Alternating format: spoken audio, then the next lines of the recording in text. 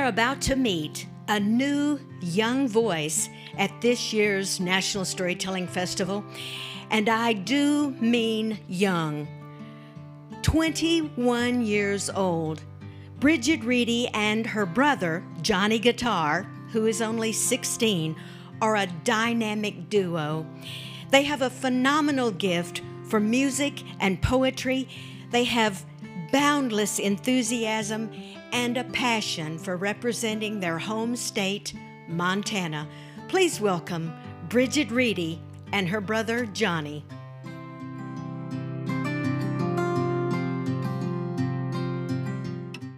Oh my goodness, I am so excited to be here. I've already made all these new friends. I feel like I'm part of a family that I met yesterday. It's the most beautiful feeling to be here. We're coming to you from southwest Montana. We come from the Jefferson River Valley. We're right down alongside the river. We get moose and all sorts of beautiful wildlife. Look up at the jagged, snow-capped mountains. And Johnny and I are actually both in college. Yes, Johnny, at the tender age of 16, giving me a run for my money. But so we go to college in Dillon, Montana, which is about 45 minutes down the road from us. So when we drive every day to school, because my folks are by no means empty nesters, we all live together still on our little ranch together. It's 45 minutes unless we run into a cattle drive, or unless there's maybe some hay or ranch equipment on the road, or a blizzard, or a dust storm. So we always leave a lot of room. So I wrote this little poem about that drive called In Between. On the ever-expanding expanse of black asphalt, mindless speed and impatience comes to an abrupt halt when a little blue tractor with baler behind that's trailing a few strands of baling twine drives slowly, silhouetted on the shimmering blacktop. Heat curls off the hood as it passes a backdrop of freshly hayed meadows. A piece of artwork, a kind of victory lap to enjoy the season's hard work. Because there's nothing just like it, looking around at hundreds of round bales scattered about, like marbles spilled out of some giant's hand. They lay scattered all over the lovely green grassland. But the highway cuts through without a hint of a care. It cares solely for quickly connecting here to there. And I'm afraid the folks on it feel quite the same, gazing barely beyond their front bumpers. What a shame. Well, these cars start to line up behind pretty fast, anxiously seeking their moment to pass. But double lines trap them between rolling hills, and 20 miles an hour feels like standing still. Suffering the agony of diminished speed, set stares start to wander, and they suddenly see beyond their windshield such a glorious scene. They are driving through a paradise beyond belief, a whole world that didn't exist just seconds ago when it was only a blur, and they didn't know even how fast they were going or why. Now they stare open-mouthed at the beautiful sky. How the mountains, so pretty, all tipped in white snow, stand out from blue heaven and seem to glow. And the green grass, yellow foothills, and red willow look like a watercolor painted in God's sketchbook. And even after the tractor rolls down a dusty ranch road, the drivers remain in this new dreamy mode. Every once in a while, we all need a reminder. This time it was given by a little blue tractor with baler behind her, that life isn't about going from A to B. What matters is enjoying the in-between.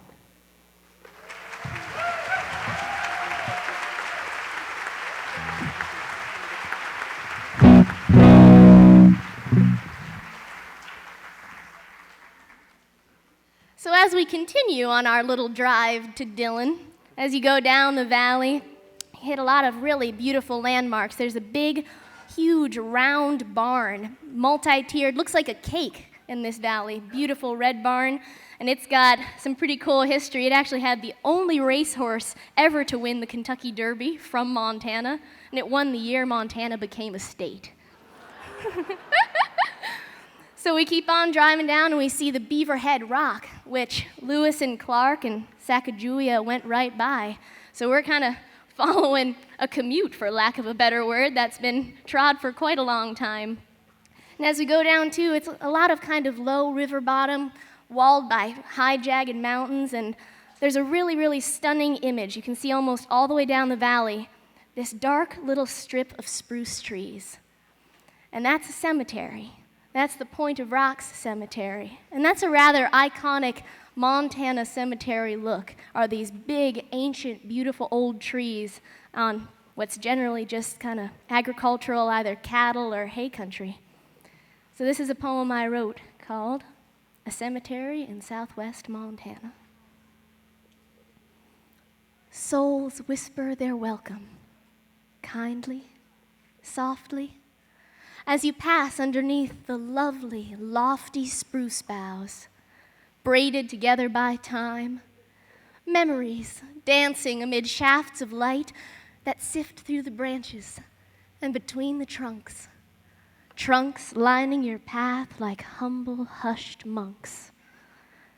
But they alone are silent, for the air is filled with nature's chorus and the sounds of the hills, the wind in duet with yet uncut grass. Chickadees chatter happy hymns as you pass. A solemn note is added by the cry of an eagle as you move down the hall of the great spruce cathedral. Some churches take hundreds of years to complete, and thousands of lives devoted to the feat. But these trees, too, have taken an epoch to grow, and the care of generations and irrigation flow to somehow sustain this temple of conifer on an otherwise parched hillside, bereft of any cover. And now, within the towering walls of evergreen, is a basilica lined with lilacs, looking nearly Florentine, that needs no mosaics or frescoes as it looks over the valley. Range grasses and wild flowers adorn all the alleys that run between markers of miners and ranchers. This valley's history rooted deep in these ancestors. And as St. Peter was laid under Vatican stones, the roots of old trees cover their bones. And just as church steeples draw the spirit aloft, so do these trees, I've often thought. And when my turn comes, there'd be nothing more regal than crossing the threshold of the great spruce cathedral.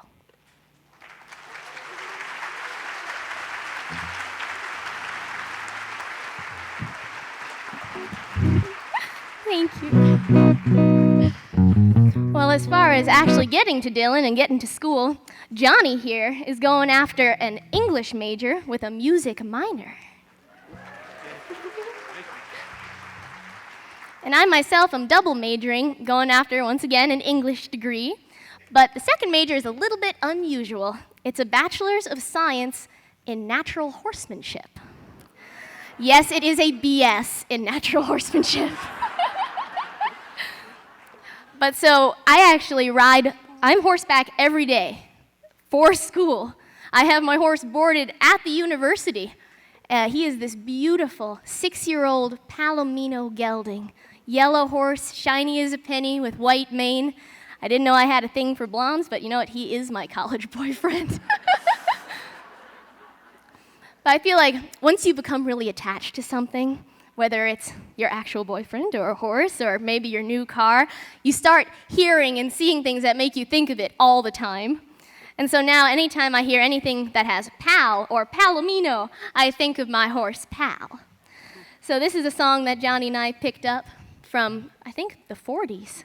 That's called Palomino, Pal of Mine.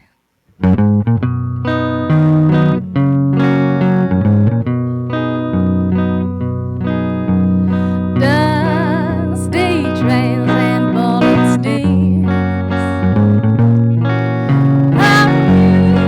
music to a cowboy's ears, bunching cattle all day long, swinging rope in humming song. Palomino, pal of mine, herding doggies all the time, riding, roping, branding too, till a long day's work is through. When the evening shadows fall, heading for the old corral, faithful till the end of time, Palomino, pal of mine.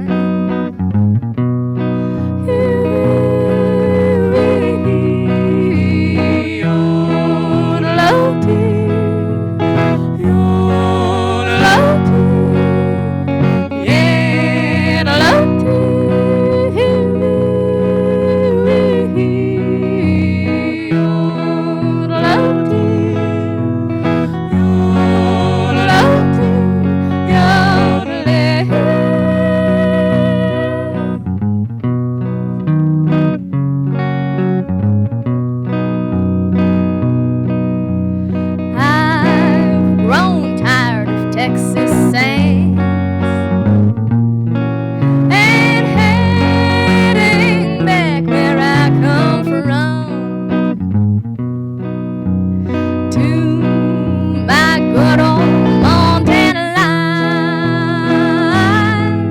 with Palomino, pal of mine. Palomino, pal of mine, herding doggies all the time, riding, roping, branding too, till the long day's work is through.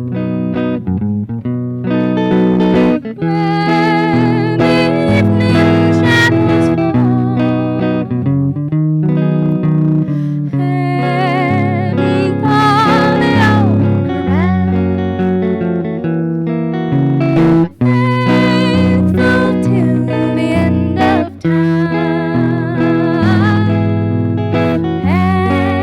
Palomino, pal of mine.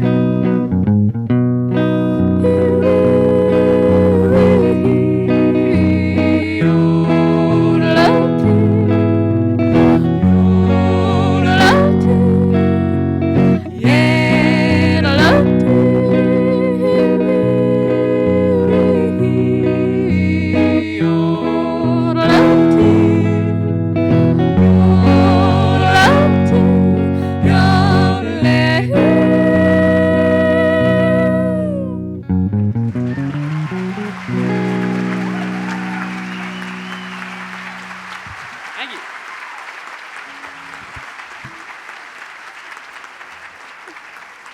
Thank you so much. So as I'm riding all around, yes, I do take my horse through the drive-in at the Dairy Queen in town. It turns out that the saddle, my shaps, my gear and tack, most all of it I actually made myself. And that's because I've been apprenticing, along with the college experience, with a master saddle maker that's in the Dillon area. And his name is George Holt. He's been building saddles for 50 years using tools that were probably 100 years old when he got them. everything is done by hand.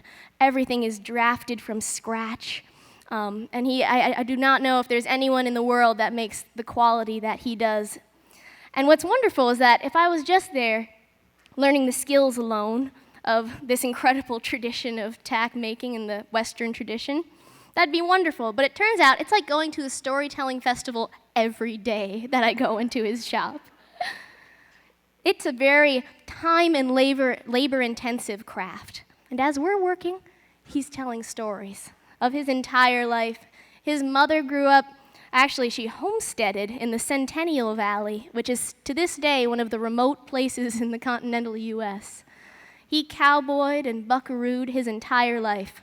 And he tells me stories of all of the wrecks that he's had that has informed some of his tack. I will not repeat these stories because they are some of the most grisly, awful things ever. I can't believe he's alive. But he's alive. He is alive. And he'll talk about all the horses that he's ever known and all the countries that he's worked in. But also, there's a reoccurring theme over the time I worked with him, and that would be the French girls. Now, we don't need to go into how complicated it is, but it turns out that through my horsemanship program, we have a connection to France. And every summer, we get at least a dozen lovely, young French women in our dusty little cow town of Dillon, Montana. And they hear that George is the master saddle maker, makes beautiful, elegant chaps. So they all descend upon him in his little workshop and ask for chaps. And as George would say, they just have some different ideas about things. And what we've come to interpret that as is they definitely are a little bit more risque or sexy in their fashions.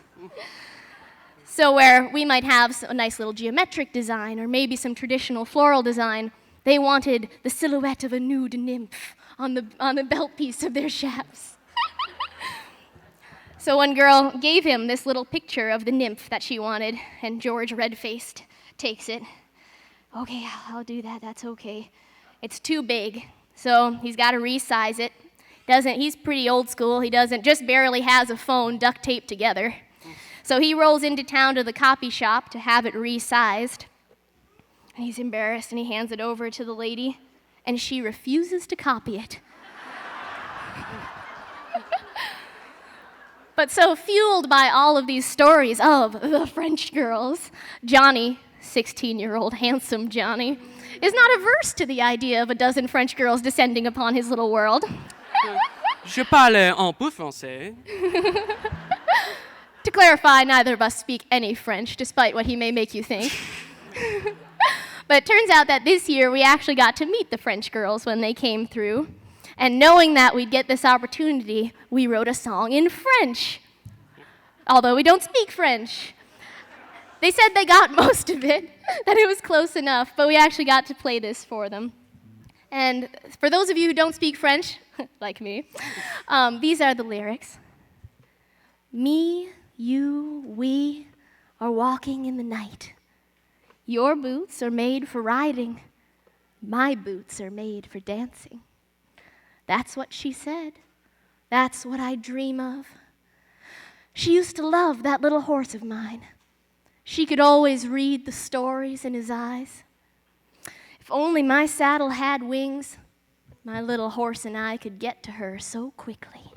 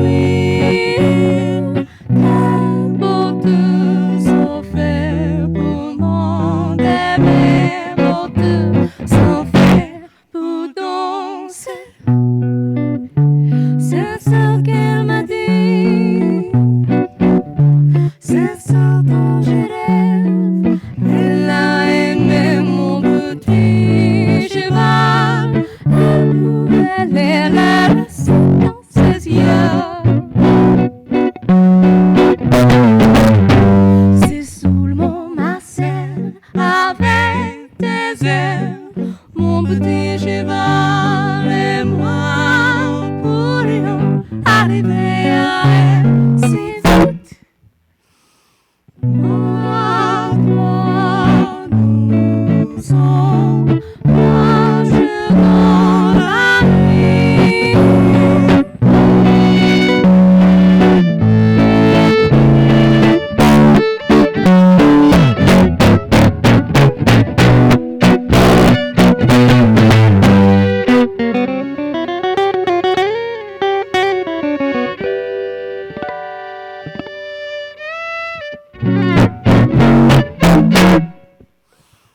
Moi, toi, nous sommes nageurs dans la nuit. Les bateaux sont faits pour monter, les bateaux sont faits pour danser. C'est ce qu'elle m'a dit,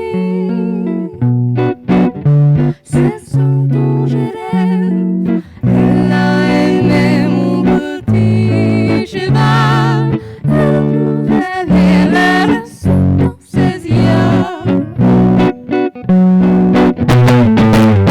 C'est seulement ma sœur avec des ailes, mon petit cheval et moi pourrions arriver à elle si vite. Moi, toi, nous sommes nageurs dans la nuit.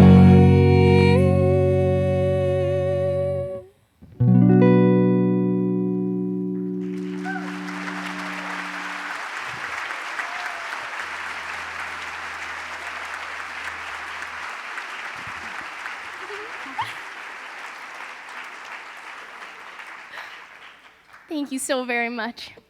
Well, now to head back on home after our wonderful Dylan experience. Back to, actually, for many, many years, my brother and I and our family all lived together in a tiny little bunkhouse. So that's just one room, all sleeping together. The other room is the kitchen. We ended up building a little lean-to off the back so that we could do our laundry not in the river. But so we are a really close family. And when we were all in there in one room, we had all our instruments all on the walls, and every time you'd laugh, even if you were in the kitchen, you'd hear the laughter ringing in all the instruments. And so I have nothing but fond memories of that. But in the heat of the moment, we did write this song called A Little Too Long in the Bunkhouse.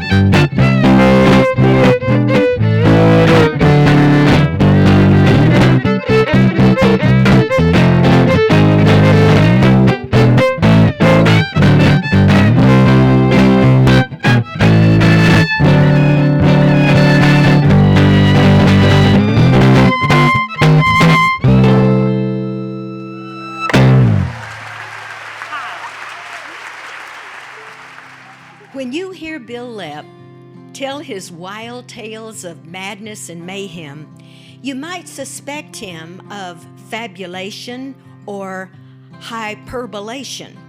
But Bill himself will tell you, nah, I'm just lying.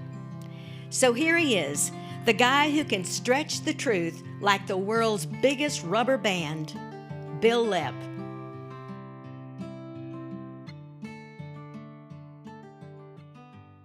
I've been to Montana. Me and Skeeter went to Montana one time. Yeah, we went to go black bear hunting, and before you get upset, the bear forfeited.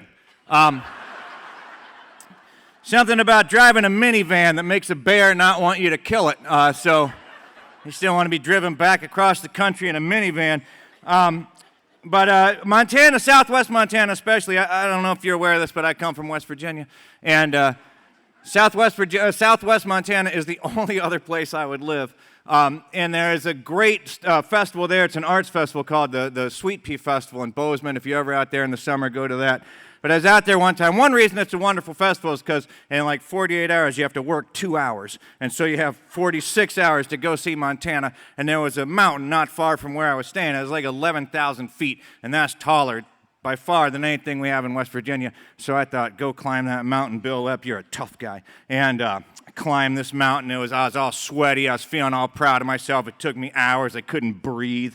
And I was like, you are the toughest human, especially male, masculine, macho man that ever lived. And I come around a corner, and there's 6 billy goats. And I'm like, that's right. It's just me and some mountain goats at the top of this mountain. Come around another corner, there is an entire family. I mean, from 98-year-old grandma to 2-year-old baby. Eating carrots out of Tupperware.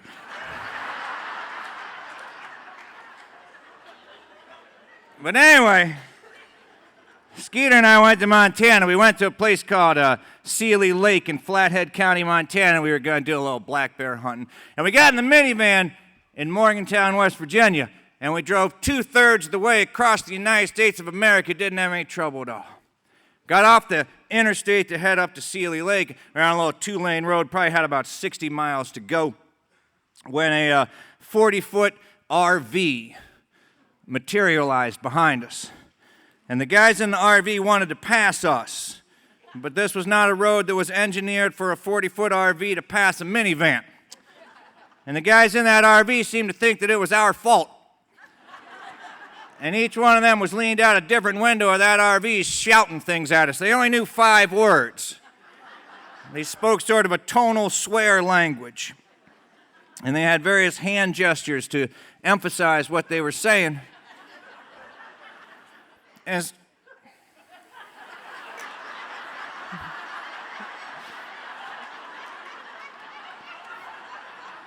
she just copies me.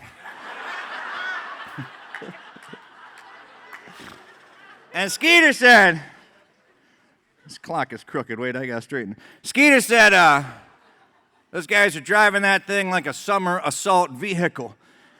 And after a while, there was a wide spot in the road that was just wide enough, just long enough for that 40-foot RV to pull out behind us and tear on down the highway. And then for the next 40 miles, I had to listen to Skeeter not finish a sentence about what he was going to do if he ever saw those fellas again. And it was kind of, if I ever, what I oughta, I shoulda, if I could, next time I'll tell you what, Jupiter. And then we finally got to where we were going. We were staying in a campsite. And we pulled in, we checked in at the little check-in place, and we pulled into our campsite. We were unloading the gear from the minivan, and I looked across the campsite, and lo and behold, on the other side of the campground, there was that 40-foot RV with them 3 fellas still speaking their 5-word tonal swear language, only now they had a cooler out. And they were about a quarter way through that cooler. And I didn't say nothing. I had just listened for the last 40 miles to my best friend in the whole wide world, not finish a sentence about what he was going to do if he ever saw those guys again, so I just waited to see what was going to happen.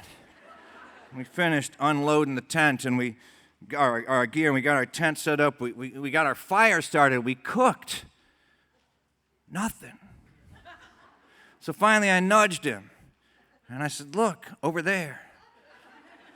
And he looked. And I said, aren't you going to go do something about those fellas? And by this time, those guys were about halfway through that cooler. And Skeeter said to me, he said, Bill, he said, I don't know if I'm going to go cause them trouble or not. He said, they look like the kind of fellas that can cause themselves trouble. He said, let's just sit back and see what happens. And those fellas got deeper into that cooler, and the sun went down, and about that time, those guys noticed that right behind their campsite was a barbed wire fence. And on the other side of that barbed wire fence was a herd of cows. And I guess these guys decided that they were going to do a little cow tipping. Now, I don't know if you've heard of cow tipping, maybe in some sociology class somewhere. But it is said that cows sleep with their legs locked, and you can walk up beside them, and you can tip them over. It's supposed to be a lot of fun for everybody but the cow. And these guys decided they were going to do a little cow tipping, so they jumped that barbed wire fence, and they started to creep drunkenly. Well, no one's ever crept drunkenly. They started to drunkenly creep across that field. And they got to that first cow, and they knocked it over. Oh, they knocked it over. They were having a good time. And then they noticed, kind of off by itself in that field, standing on a little knoll, just like on the back of an old nickel, was a lone buffalo. And I guess those guys decided they were going to do a little buffalo tipping. Now, you probably heard of cow tipping, but I'm willing to bet you've never heard of buffalo tipping, and the reason you've never heard of buffalo tipping is the same reason that you have never heard of elk tipping, or elephant tipping, or alligator rolling.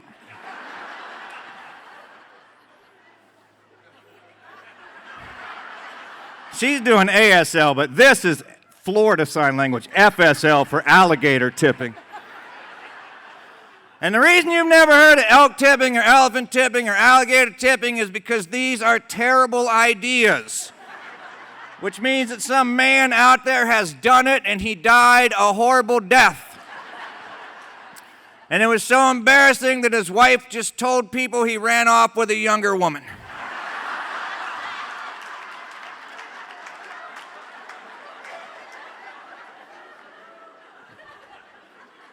These guys decided they were going to do a little buffalo tipping, so they walked up, put their hands on the side of that buffalo. Now, of course, it was a bison, because this is America. Buffalo lives somewhere else, but you know as well as I do, we call them buffalo, so we're just going with that in the story. Otherwise, it doesn't work later.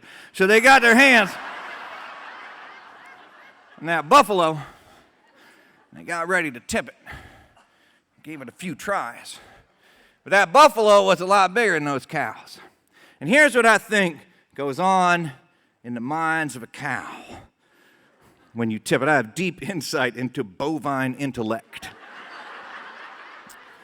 I think when you tip a cow starts going, gets about right here, wakes up and goes, huh? And then it goes, bam, like that, right? When you tip a buffalo, it gets about right here. And it goes, huh? Like that. So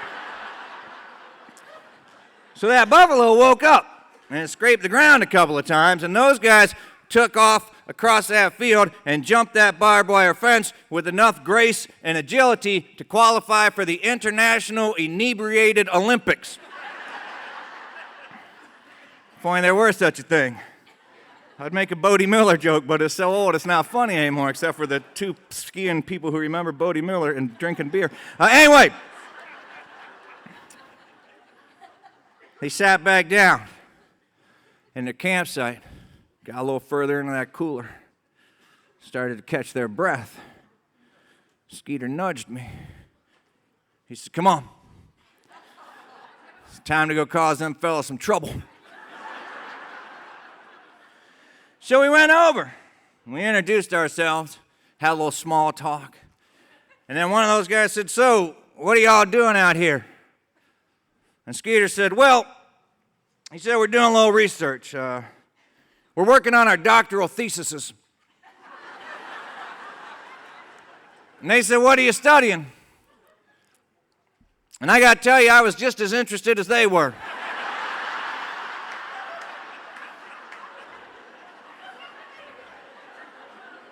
Find out what we were studying. Skeeter said, yeah, we're studying supernatural bovine theology.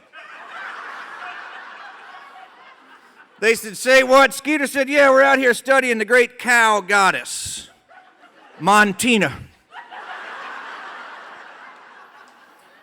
Them fellas said, we ain't never heard of no cow goddess named Montina. I said, sure you have. They named the whole state after her. And then Skeeter launched into the dogma and doctrine of the great cow goddess Montina. He said, in the beginning, there was the herd. And the herd was good.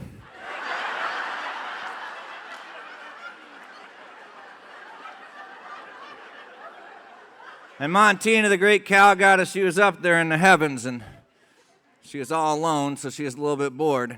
She decided she'd do a little creating. So she went into saddlery, and made some saddles. That's where it comes from. And then, she created the universe. Why not? What's next after saddles? You just create the universe. And so she created the universe and the stars and the solar systems, and she created our galaxy, Skeeter said. She created our solar system, the planets in our solar system. Then the great cow goddess Montina created the planet Earth. She felt good about her creation, but she was still a little bit lonely, Skeeter explained, so she decided to create herself some living company. So Montina created the first two cows, Botox and Bowtie.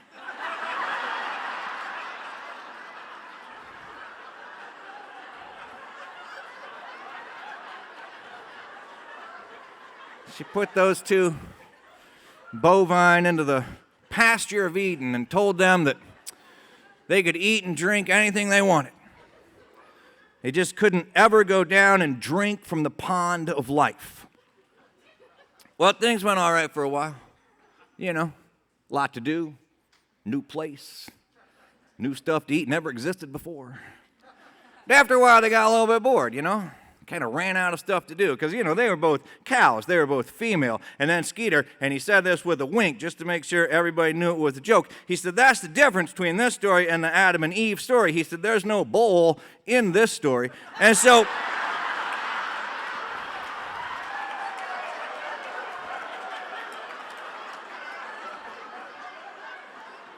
I don't even get it myself. I was just quoting it. So Botox and Bowtie, they decided they were going to go down to the pond of life, not to drink from it. They've been said, no, don't drink. They were just going to go look. Let's just go see what all the fuss is about. So they went down to the pond of life, and when they got there, there was a frog. And of course, you've already figured out this was no ordinary frog. This was one smooth-talking, handsome bullfrog. And that frog said to them, if you kiss me, I will turn into a bull prince. And one of them fellas said, hey, I think I have heard this story before.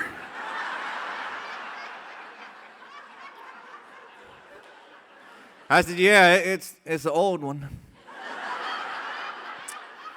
So anyway, Botox and Bowtie, they kissed that bullfrog, and sure enough, he turned into a bull prince and proceeded to show them some things they might not have thought of on their own, and before long, Botox and Bowtie were with calf. And Montina got word of that. She wasn't happy about it. So Montina descended, Skeeter explained, from the heavens, and she called Botox and Bowtie. They didn't come out. She called them again. After a while, they emerged, and she said, where were you? And they said, we were hiding. And she said, why were you hiding? And they said, because we were naked and afraid.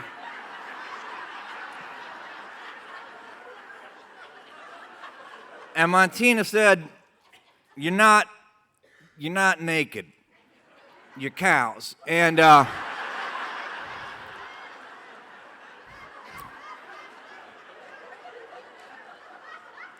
so they explained what happened, and Montina was so upset that she kicked Botox and Bowtie out of the pasture of Eden and told them that from that point on they were going to be ruled over by men in big hats with pointy boots.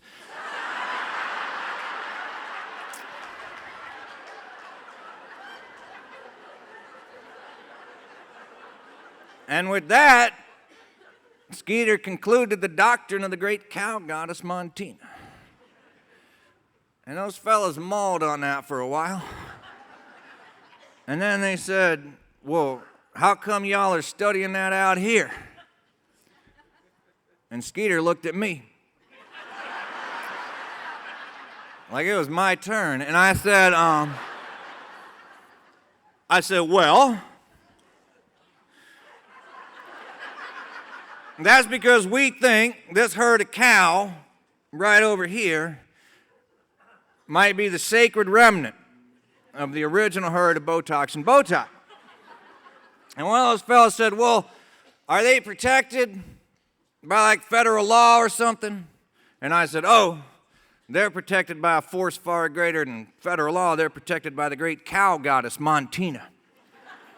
And one of them said, well, what would happen if you messed with them? I said, you didn't, did you?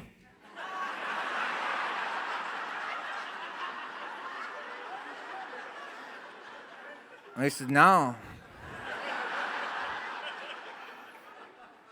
Well, we might have. They said, what would happen if you try and tipped one of them? I said, you didn't, did you? They said, oh, no. We might have.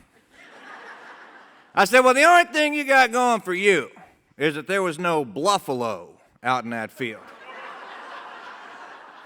And they said, oh, there was a buffalo. No, they said, oh, there was a buffalo, right? Because they mistook it. That's why I said buffalo at the beginning, because they didn't say bison. Otherwise, this story doesn't go anywhere. Anyway, they said, oh, there was a buffalo out in that field. And I said, no, not a buffalo, a bluffalo. They said, what's a bluffalo? And I said, a bluffalo is the spirit that Montina sends down to earth to watch over her sacred herd. They said, well, what if you tried to tip a bluffalo? I said, you didn't, did you? They said, oh, we might have. I said, then you're in a lot of trouble because the buffalo is a great believer in the doctrine of an eye for an eye and a hoof for a hoof. And if you try to tip the buffalo is going to try and tip you. And you don't want to be tipped by a buffalo because that's like being tipped by a school bus. And they said, what do we do? And I said, you got to go and you got to get in your RV here. You got to get in your RV. You got to shut the windows. You got to lower the blinds. You got to lock the windows, lock the door, turn off the lights, get in your bunks, and assume the prone defense. Now, the prone defense is not a defense you hear a lot about, right? You don't see a lot of football coaches and basketball coaches running up and down the sidelines yelling, go prone, go prone. But we figured them fellas were just drunk enough that if they lay down, they'd fall asleep. And so they jumped up and they started running towards their camper. And Skeeter said, no matter what you hear, no matter what you smell, no matter what you feel, don't come out of your camper. Don't even get out of your bunks. And those fellas went in that camper, and the lights went off, and the windows and the blinds went down, the door shut. We heard them locking, and Skeeter and I walked back to our campsite and sat there for about 40 minutes. Gave them fellas a chance to go to sleep. Then we walk back over there. Throw me a bottle of water, please. And I put my ear up against the side of the cabin, or the camper there. Thank you very much. Thank you. Put my ear up against the side of the camper there, see if I could hear anything. And I just heard some snoring, and then I heard then I made some buffalo noises. Now, I used to make buffalo noises like this, before I knew anything. But then me and my family went out to Yellowstone National Park. And I don't know if you've ever been out to Yellowstone National Park, but you come up over a hill, everything's fine. You're on this one-lane road. Half America is in there, but you're all on that one-lane road. And then you come up over a hill, and there'll be a traffic jam that's like 9 miles long because there'll be a buffalo or a bison just standing there in the middle of the road. And then suddenly you're in the middle of a herd of bison, and if you roll down your window, they will come and stick their head in your car. And they will make actual bison noises. And I will now for your entertainment, imitate a bison noise, an actual American bison noise. Here we go.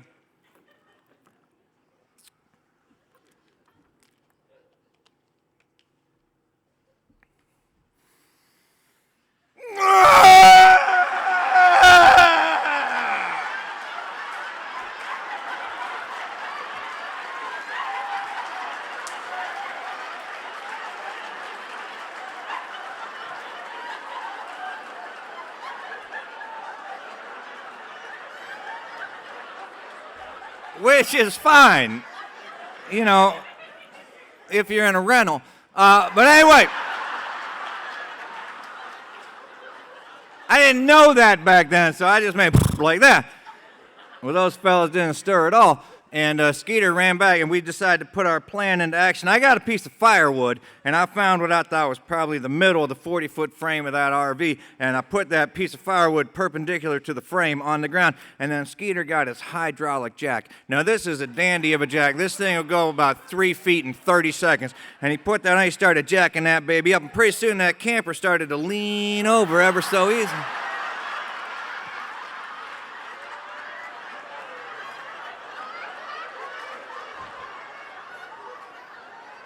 We heard them three fellas rolling out of their bunks, you know, thump, thump, thump. Oh, Lord, it's the buffalo. And I got my hands on the side of that camper. I started rocking it back and forth. We were going to do a little camper tipping now. It's harmless. And sure enough, just as I'd hoped, that camper fell right over. It fell right over that barbed wire fence and into that cow pasture. And apparently buffalo, they do not like large white rectangles falling into their pasture in the middle of the night, because for the second time that night, that buffalo scraped the ground a couple of times. It started running right towards that camper. Now, if there's one thing you can be sure of in this lifetime, is that the engineers who design RVs never once stop to ask themselves,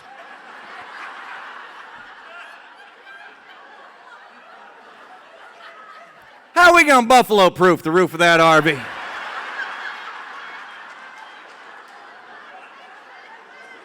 That buffalo went through the roof of that RV like a bullet through a bucket. It was just bouncing inside. It sounded like the little ball inside a spray paint can. And those fellas were screaming, the buffalo, the buffalo. And they were coming out the windows. They were now on the top of that RV. And they were, you know, it was like Newton's first law. A body in motion tends to stay in motion, which is very similar to Skeeter's first law, which a body being chased by the law tends to stay in motion. And they were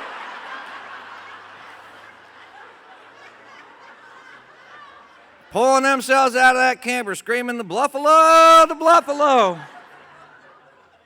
And Skeeter said, save yourselves.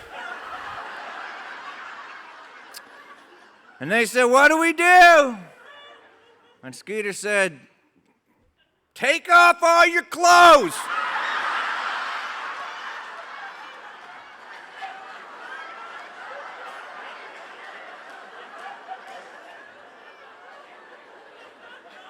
And men in extreme emotional distress will do amazing things. And pretty soon, 3 pair of tighty-whities went flying through the sky.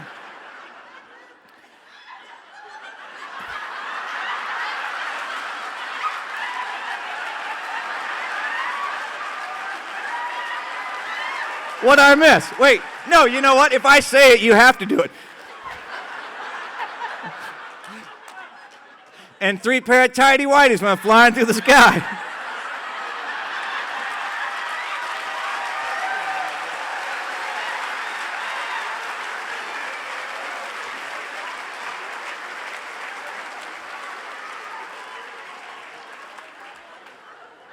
Isn't it like in your rule book that they're not really supposed to notice you?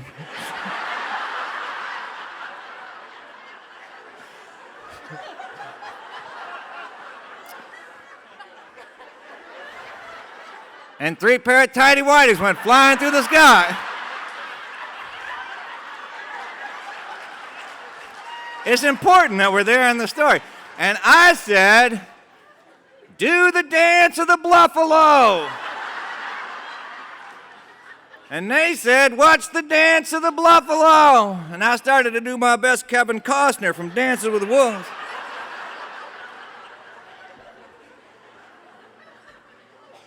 Well, even in the middle of nowhere, Montana, it does not take long for the authorities to get wind of that sort of situation.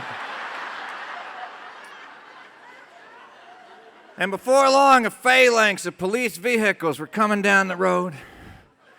Skeeter and I just kind of drifted back to our campsite, got in our tent, got in our sleeping bags, and we listened to the sweet, melodious sounds of three very drunk, very naked, very handcuffed men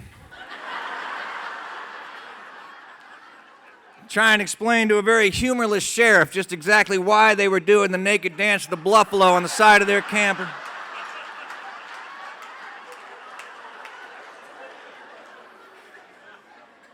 And I turned to Skeeter, and I said, "That was a pretty good plan." He said, "Yeah, I sure turned that summer assault vehicle into a somersault vehicle."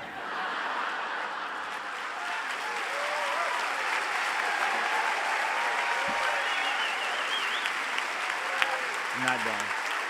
Got a few minutes here.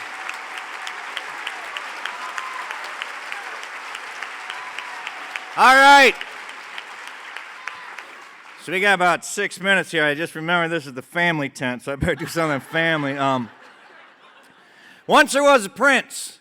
He was a mountain prince. He lived on a farm, on a grange, on a mountain range. And the grange is an old word for farm. And the reason I use it is because it rhymes with range. So I could say he lived on a grange, on a mountain range. Now, he was not an ordinary prince. He was a mountain prince. And he wanted to marry a princess. But he didn't want to marry any old princess. He wanted to marry a mountain princess. Only problem was there weren't any mountain princesses in the general vicinity. So he said to his mama, he lives with his mama, which I think is part of the problem. But he said to his mama, he said, "Mama, I want to marry me a real mountain princess. There ain't any mountain princesses in the general vicinity. Therefore, I'm going to go out to all the mountain ranges in all the world, see if I can't find me a real mountain princess." And he set out, and he hiked the Himalayas. He cruised through the Caucasus. He roamed the Rockies. He ascended the Alps and the Appalachians. He went to the Sierras to see if there were any ladies with tiaras. He went to Glass Mountain, see if anybody just had one shoe. But he couldn't find any real mountain princesses. Now, he did meet a couple ladies who said they were princesses, but he wasn't sure they were really princesses, because let's face it, princess costumes just aren't that expensive, you know, especially this time of year. And so he went home and he said, "Mom, I couldn't find me no real mountain princess." He said, "I met a couple of women who said they were princesses, but I think they were frauds." He said, "Now, I kissed those frauds to see if they would turn into princesses." And his mama said, "Don't kiss frauds. You'll get warts." And that night there was a tremendous storm. There was a hurricane and a tsunami and an earthquake and a blizzard and a tornado and all manner of whatnot. And in the midst of that, there was a knock at the door. And when the prince opened the door, there, standing on the porch, because this is a fairy tale, were three beautiful princesses. And he was so excited until they said, "Trick or treat."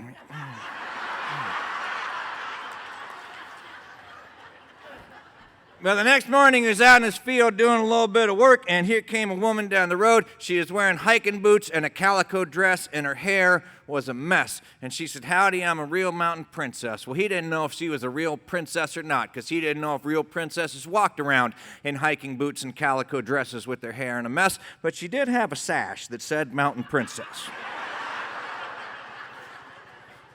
So he took her home and he introduced her to his mama. He said, "Mama, this here," well, not this here lady, but this here lady in the story says that she's a real mountain princess. And the mama wasn't sure either. So she said to the son, "We're going to have to test her to find out if she's a real mountain princess." She said, "What I want you to do is I want you to get 21 mattresses, and I want you to pile them up on the back of your pickup truck. And when it comes time to go to bed, we'll have her sleep on top of them mattresses, and if she don't notice she's sleeping on a pickup truck, we'll know that she's a real mountain princess." And the son said, okay, Mama, we're brainstorming, so no bad ideas, but a couple of things. He said, first of all, we ain't got 21 mattresses. He said, we got 3 mattresses, an air mattress, and one of them blow-up raft things. And the mama said, use what you got.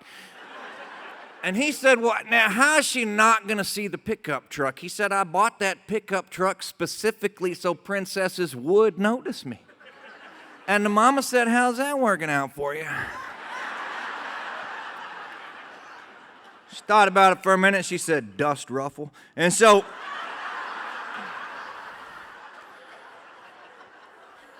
that night when it came time for bed, the prince said, oh, it's time for bed. Let me show you where you will be sleeping. It's out the front door, across the driveway, up this ladder, top of this pile of mattresses. Nothing weird about that.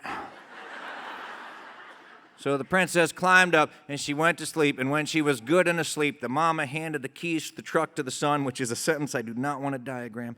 And she said, now, you get in the truck, you start it up, you drive uphill, you drive downhill, you go on bumpy roads, you go on curvy roads. If she don't notice she's sleeping on a pickup truck, we'll know she's a real mountain princess. And the son said, okay, Mama, just one problem with that. If I go down a bouncy road, she's going to, ow, like that. And I don't want to marry a roadkill princess. And the mama said, clamp it. I guarantee it's the best Beverly Hillbillies joke you'll get all week. And so the mama took a big ribbon and she tied the princess onto the back of the truck, and he started it up, and he went uphill and he went downhill and he went on curvy roads and he went on bumpy roads. And this is a children's story, so there are obligatory puns, and here they come. He put it in 4-wheel drive so that he could ford a stream, and then they get worse. And then he had to dodge a ram, and then he drove across the tundra, and then this is my favorite one. A little kid in the school gave me this one. He stopped, looked in the mirror to comb his hair, and then he got drowsy, so he headed home because drowsy driving is dangerous driving. And he parked the truck, and the princess was still snoring in a very unprincess-like manner. And in the morning, the mama and the son were eating breakfast, and the princess came in, and she said, morning, how'd y'all sleep? And they said, we slept great, which was a lie, because they did not have any mattresses. But they said to her, how did you sleep? And she said, I slept just fine. It's the best night of sleep I ever had in my whole life. Dreamt the whole night long that I was riding on a bucking bronco. And then they knew that she was a real mountain princess, and the prince and the princess got married, and they lived happily ever after. Sometimes in 2-wheel drive, sometimes in 4-wheel drive, but they always managed to thrive.